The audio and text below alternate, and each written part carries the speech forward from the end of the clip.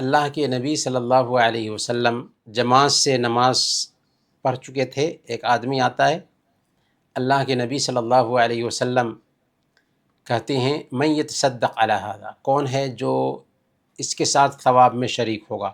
فقام رجل فصلی معہ، ایک آدمی کھڑا ہوا اور اس کے ساتھ نماز پڑھی۔ تو ایک آدمی جو اپنی نماز پڑھ چکا ہے اور سنت ادا کر رہا ہے، اس کے ساتھ مل کر کے کوئی آدمی فرض ادا کرنا چاہتا ہے تو اس کے لیے گنجائش ہے، کوئی حرج نہیں ہے ہماری سنت نماز ہو اس کی فرض نماز ہو۔ حضرت معاذ رضی اللہ تعالیٰ عنہ اللہ کے نبی صلی اللہ علیہ وسلم کے ساتھ عشاء کی نماز پڑھتے تھے اور پھر آ کر کے اپنی قوم کی عشاء کی امامت کراتے تھے۔